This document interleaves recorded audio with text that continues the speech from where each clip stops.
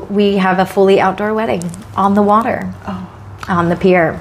Wow. Fully tented, but the ceremony was not. So it was very interesting to have to do a complete flip. We could no longer have anything outside.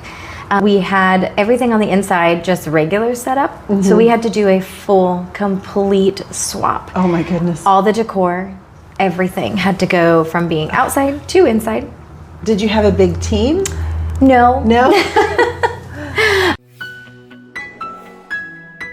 Welcome to Run Up Show. It's the podcast that goes behind the scenes of the event industry, one story at a time. Today, I am here with Shelby Hamilton. Hi. Thank you for joining me today on the podcast. Thank you Shelby. for having me. I really enjoyed working with you, first of all, with the Center for Independent Living. We worked on their soiree together, and it was so much fun. That was so much fun. And you were so insightful. And I was like, I want to be like Shelby. I really do. I was like, so I was just the whole time I was like, I want to be like Shelby. So tell me what it is that you do. You're involved with a few different businesses, but what is your main passion right now? Yeah, well, thank you for having me. I think right now the main focus is definitely still in the nonprofit sector. I have two that I'm working on as the planner for, one of which is for Vet CV Foundation, which I am on a board for that one. I'm a board member, and then the other one is Valerie's House, Cocktails for a Cause. Right. And that one is going to be amazing as well. Two very different styles, very different people coming, very different organizations, but still the same purpose. We're still here to help people of all ages. So one's for kids and one's for veterans and veteran families. And so it's just really nice to be involved in both. And just like with Center for Independent Living, it was a whole different sector that I hadn't even worked with before in the disability world. So it's been really fun this year and exhausting, but really fun. Yeah, and you've got a lot to balance too. You have a whole family to take care of. Yeah. So tell me a little bit about yourself. So I've been in the events world for about 13, 14 years, if you count professional events. I was always the girl that was throwing everybody's parties though, running around, how do I do this, how do I do that? I want to make flowers, I want to do this, and I want to make it pretty, and I want to go over the top. Everybody's like, okay, don't go over the top. I am known for that. I get reined in quite a bit. So that kind of started, and then when I moved here in 2013, that's when it really took off. I just went to one nonprofit event, met some incredible people, and it kind of just started. I started in just some small parties for people, and then went right into weddings. It just kind of happened overnight. Weddings kind of dominated my world for a very long time. And then in 2019, ended up becoming the director of operations for a really large venue in town. And that was incredible. So did that for a few years and did corporate in the midst of that as well. So I kind of, maybe in 2021, kind of focused more heavily on corporate than weddings. And that's where I stayed for the last couple years until last fall. I'd been in the corporate and trade show space, which is very different than weddings, very different than nonprofits, but a lot less stressful, if I'm honest. It's a one and done, and it's all about logistics and organization and operations, and that's where I strive the most, is the organization side of it. So it was very fun, very different, but I'm happy to be back home, and I'm happy to be back in the nonprofit sector, because that's where my heart is mostly. So Right. Well, so you have a lot of fun, weddings and corporate events. Every sector of event planning I have gotten to touch, at least in a small space. So trade shows was really fun, but crazy. It takes a lot of work. And not as much heart goes into it. So you get to kind of separate emotions from it a little bit, which gives you a lot better sleep. Oh, yeah. That was a good detox from weddings for a while, because I had 16 weddings in 1 year in 2022. That's a lot. So that was, when 2023 rolled around and I could finally take a breather from that and only focus on corporate, I did. Yeah. And then 2024, that's all I focused on as well. And I completely pulled away from all corporate world and went completely solo entrepreneur in October of 2024. Okay, so that's not even a whole year. Completely solo. Yep. I'd had my others, what we called side hustles. I had a few of those.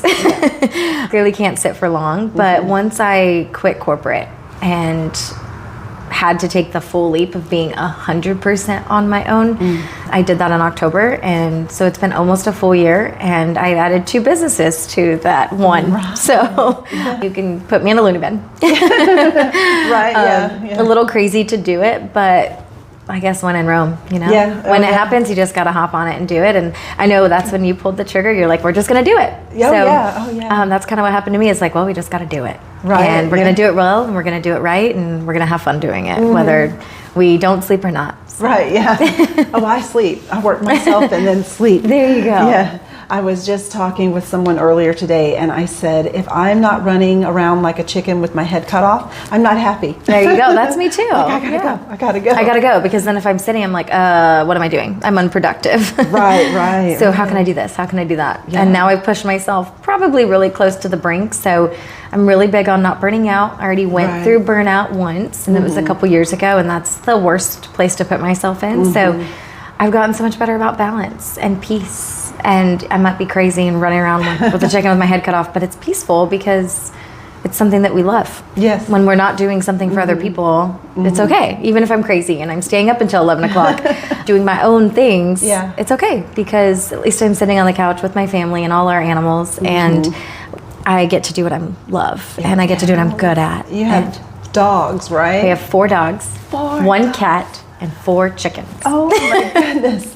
We've got a lot. Oh my gosh. Yeah. Try finding a pet sitter when you go out of town. Oh, yeah. I just found one. Don't call me. I'm like, do you want to stay at the house? You want to live at the house? We have a pool. Enjoy the pool. You want to sit in the hot tub? Enjoy the hot tub. We have an office. You work from home? Fantastic. Right. You're going to have every animal in your lap while you're working from home. Oh my goodness. But luckily she loves animals, and we're really excited to have her. So it's really rare that we find somebody that we really love, because we don't leave very often. Entrepreneurs don't get to leave very often. No. But we are this weekend, so fingers crossed she wants to come back. Yeah, right. Oh my goodness. So it sounds like you're like me. You everything has to be just so.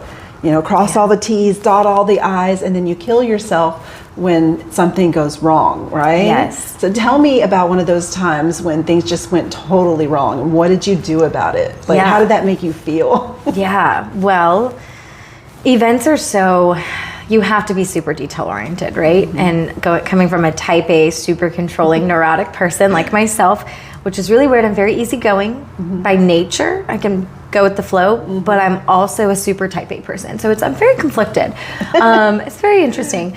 But what's your astrological sign? I'm a Capricorn. Oh, Capricorn. Okay. A hard Capricorn. We all know. Not very many people love us. But I think because I am that way, when events go wrong, it doesn't feel like they're going wrong, because I'm like, I already have a backup plan to the backup plan. Right. So yes, you run around and it's crazy. So the one that I can think of off the top of my head was weather. Annapolis, I moved up to Maryland for a short period of time. Bought a house in Annapolis, worked for the Annapolis Yacht Club, was a director, and it was incredible. But we get hurricanes on the Atlantic sometimes. Right. Especially in September, which is peak hurricane season. And that's also peak wedding season is September and October. Oh, it's great. Even here in the Gulf Coast, it's always that way. So we have a fully outdoor wedding on the water, on the pier. Wow. Fully tented. But the ceremony was not. So it was very interesting to have to do a complete flip. We could no longer have anything outside. We had everything on the inside, just regular setup. So we had to do a full, complete swap. Oh my goodness. All the decor, everything had to go from being outside to inside. Did you have a big team? No. I had one person that worked with me. She was my event coordinator. So she worked on my team. And I had, 2 vendors that were dropping things off at the time that I had to do the flip. So they stayed. And I had already had 2 vendors that had already dropped stuff off. And then luckily the food, all the catering is done at the yacht club. So luckily for that, we didn't have to do too much. They just had to tear down the tables and restructure. But it had to come up with, in a 225 person wedding, you have to come up with all new seating. And rearrange the seating chart as well, because outside we have enough space and tables to have 8 people at each, but not inside. Oh gosh. So now we have to have 10 people at each.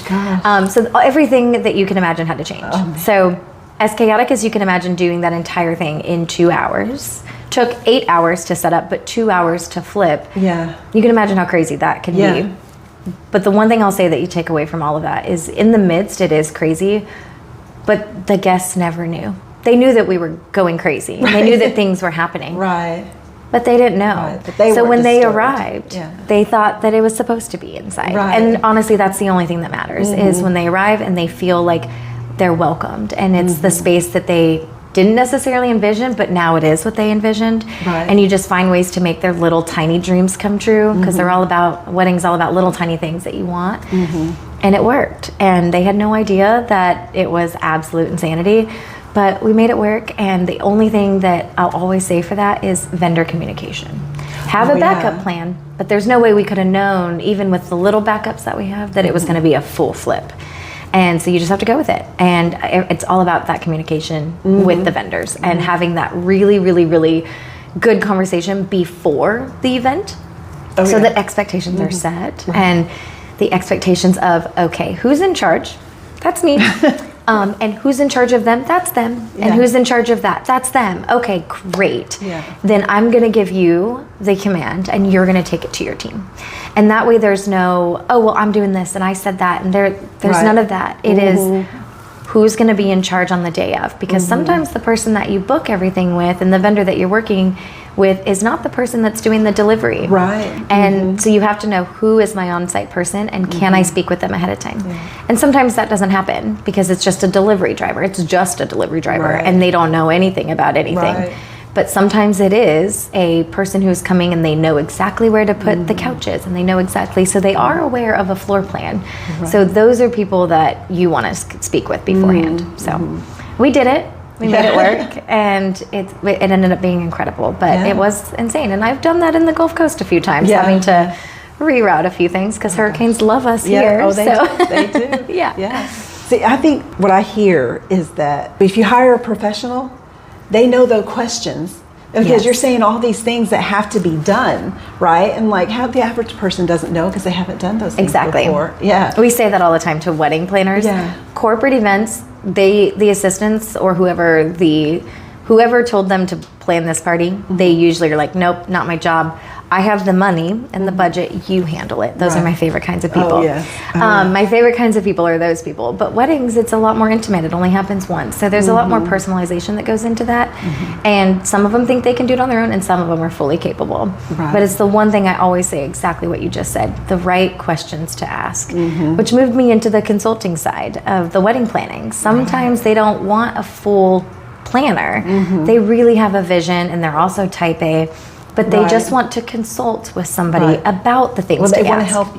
They want help organizing a game plan. So they usually buy my spreadsheets. That's usually what happened back in the day. I would just be like, okay, here you go. Let's do an hour consult and I will show you XYZ. I'll show you how to use the spreadsheet, which has everything you can imagine, the master sheet.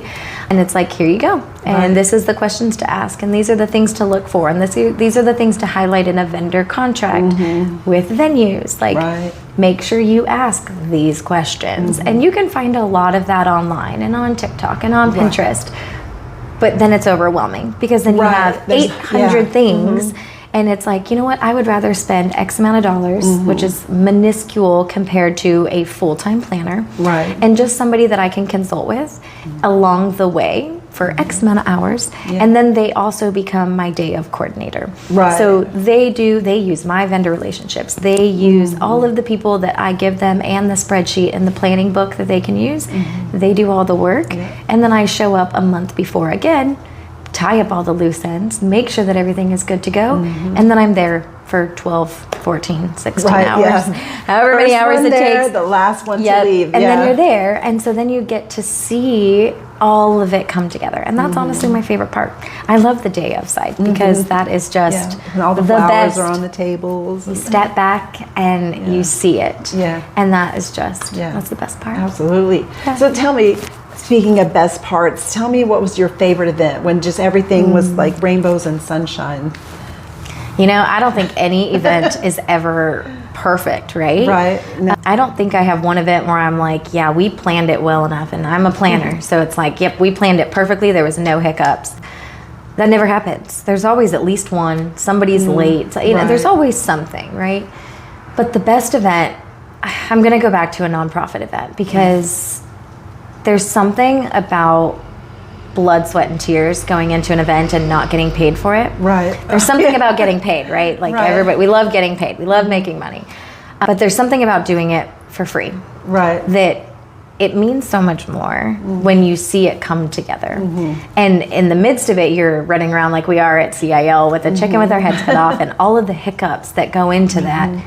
Nobody knew those hiccups. Right. We knew the hiccups. Yeah. Oh, yeah. And we saw the chaos unfolding, but everybody just binds together. And I think my favorite event would definitely be a nonprofit event that we watched it all come together, and you watch everybody sit down and you're like, yes, it all worked out, all of our hard work.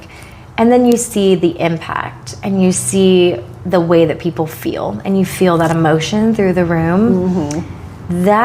Those are my favorite events, and there are a few in my mind that are just, they stand out. Those are the best because not only did you get to go, yeah, I busted my butt. Right. I did all that. I put all the tables, I did all that. But it's also, wow, look at all these people and look at all the money we raised, right? Yes. Like, it's not even money, our money. It's money that we raised, and that is the best feeling in the world. And I know you know it. We just did it together. It's just watching everybody listen to the speakers and hear different things from speakers that, you know, we had a speaker there that we'd heard speak many times, but all of a sudden you learn something new about them. Right. And it's like, good, I've heard you speak 20 times at 20 different events. Like, I didn't know this about you. And it's one of those moments where you're like, yeah, that's why we're here. You know, the universe put us right here, right now, and it's that reason. And you attach that memory to that, and it'll never go away. Right. Oh my gosh. And I remember that from CIL because she was so inspirational. And everybody's just looking around like, what the heck is this gala for? What am I supporting? Any event you go to, you have an idea of what you're supporting, and you know the mission, and you're going. But then you're there, and you see the impact. You see the people whose lives you're changing. Yes, absolutely. Like CIL, you see them in their mobile chairs. You see the stories on the big screen. For Vet CV, you see the military members and their families. For Valerie's House, you see the children in the space. Like, they're there, and their stories are being told in person, and their grief stories and how they've overcome it. And it's like, that's what we're doing, you know, that's like the best when you hear this is why we do.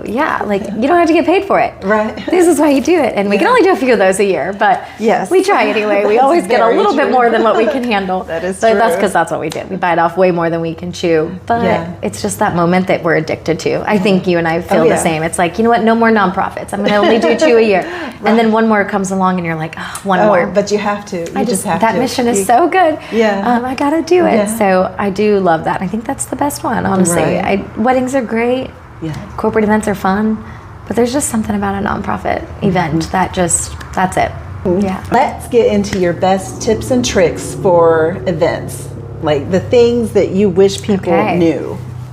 Well, I've said it a lot, but over communicate. I'm a talker. We know. Over communicate. I think having a timeline, a very detailed timeline, but I'm big on sub timelines. Like, there are certain vendors, they don't need to know all the details, right? So you create an all details, a master timeline, and then you have sub timelines. They break apart, and you just pull little snippets out. And that is what that vendor needs to see. Because sometimes they don't want to swipe through 800 pages and see the colors and the this, and they don't need to see that, right? So I would say have a master timeline and then have sub timelines. Break it out with the vendor, what time they need to arrive, where their stuff needs to go. Only pertinent information to them, so that it's easier for them to print a 2-page document instead of a 10-page document. I love doing that for my vendors, and they love it too. I would say have a backup plan. At least 2. But then it comes back to when you have that backup plan, you can do it by yourself. If nobody knows your backup plan, how can they help you? Where's your backup to your backup plan, right? So I always share the backup plans, plan Bs, plan Cs, whatever, to the most important vendors, the vendors that are going to be there the most amount of time. So that's usually rentals. Usually tables, chairs, decor, event rentals, furniture like that. That's usually a big one. And the biggest one is catering. Right. That's the biggest one, right? Yeah. So having those backup plan conversations with whoever's going to be on site, which that's the key part, who's going to be on site, and to remember to ask that question. Right. Because the person that you're booking, write everything down. Write everything down. And I'm big on having I have good notes on my iPad, and each event, each project, everything I do has a different good notes folder. Yeah. And I open up that folder and every single note is in it. And then I copy and paste it and I send it to AI and I say, all of these handwritten notes, please put them in organized notes, and then it's in a Google sheet. I love it. It is my best assistant ever. Yeah. I wish I could use it better. And then I think my final one would probably be put yourself in the guest shoes. So when everything is done, everything is ready, take a full walkthrough as if you are the bride and groom, as if you are the corporate person who planned it, as if you are the guests coming to an event. Walk through it. Walk through the front door. Walk into the check-in space. Walk to the bar. Sit in the seat that you're sitting in and see how close you really are to the table next to you. Do that way before the final. Right. Walk to the bathroom. Like moving tables at the last minute. Yeah, nothing like that. We know that, don't we? That's my favorite thing to do too, is because that final walkthrough, it gives you that sense of, okay, I'm in the event now. Right. And not only does it make you feel like, okay, we got it, this is the experience, here's the flow, you also always catch something you missed every single time. Absolutely. So it's, that candle isn't lit, or that battery must be dead, or that candlestick, that faux candle is definitely leaning a little bit. We need more museum wax. We know that all the time. So that is my second favorite part, is seeing it all come together. That's my second favorite part, and doing that walkthrough to double check myself, but also to feel what the guests are going to feel, and make sure that vibe that you just put out is memorable and comfortable, and the flow is what you intended, because it is very different when you write it down and when you set it up. It's very different. Absolutely. We can have a whole vision, but nothing means anything until it's in front of you and you're moving those chairs, because it might look good. It's different in the diagram than it is out there. Yeah. It doesn't necessarily always fit the way you think it's going to fit. And then you might have sun coming through a window and you're like, oh, we don't want our faces that way. Let's flip the couch. Right, yeah. We know how that goes.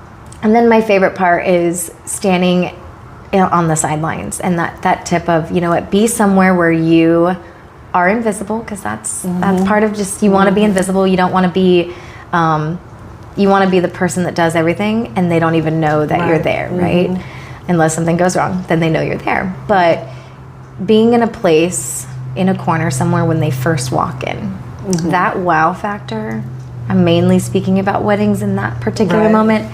The moment that the bride and the groom and anybody who participated in planning, mothers, fathers, whatever, that moment is the best moment, because they just say, that's the vision. And you feel their relaxation. You feel the tension go down. You feel their happiness and their joy, even if it's all the way across the room. And that is the best. So I would say walk through it. Those are my top 3 tips and tricks. Lovely. You are definitely a professional. I tell you what. What is the best way for people to get a hold of you? A lot of people say, well, you can find me here, here, here, and here, but there's one way that people can get a hold of you. Well, I think everybody in this city has my cell phone number at this point, honestly. Because I have so many businesses and so many social media links and so many websites, I am starting to bring them all together. So I would say right now, my email is probably the quickest. It's theconnectorcollective@gmail.com. Because I'm starting to move everything that I do into one beautiful little package. And I'm calling it the Connector Collective. That's awesome. I think something that I've always done is connect people and do all these things, and everybody knows that they can go to me to find somebody else. That's kind of been my little reputation in town. I'm starting that and gonna kind of form that community, the Connector Collective community. And so eventually that's gonna be more where people can connect with me for every business, and not just go to that social media or go to that email, because there's so many of them and they're so hard to keep up with. They are. That's a full-time many job businesses. all by itself. I know. I need a full-time assistant. A full-time me would be great. If we could only clone please ourselves. get it out of my brain and do that. I noticed clone that me. when we were doing the planning for the soiree that you said that a lot. Like, oh, I'll reach out to them. Oh, I know them. Oh, yes, I'll talk to them. And I was, like I said, I was like, I want to be you. You know, oh, yeah, I got that in your notes. And then I'm exhausted. But yeah, I just know so many people. And building this community, this is my community. Yeah. Like I love it. It's my home. So anytime I know somebody, it's, oh, I know what they do. And I know that if I don't know how to do it, I know somebody who can. Right, yeah. And if I don't know off the top of my head, I can guarantee I know somebody who does. Right, yeah. And it's a quick, you know what? I think that's the first person that you should ask. And it's just an easy text message. It's an easy connector. It's so easy to do that because that's all people need. Yeah. Like they just need a community too. And we are in such a transient town that there are so many people that aren't from here. They come here for school. They come here because of a corporate job. Military. They vacation, and we have a ton of military. And we're a military family. We always have been. I always have been. Being able to connect with them and giving them resources through VetCV as a board member, or through our companies, or through social media and being a part of the social groups. That's how we do it. So I want to bring it all into one space. You can text me or you can email me. Well, I want to thank you for being a guest on the podcast today. Thank you. Remind everyone that this is on YouTube and all other podcast platforms that you go to. What would you like to leave our listeners with? Yes. So I would say, I have a couple snippets. I would probably say the magic is in the details, but the impact is how the people feel when they leave. I think that would be the best. I love it. Yeah. Thank you. You're so welcome. Thanks for having me.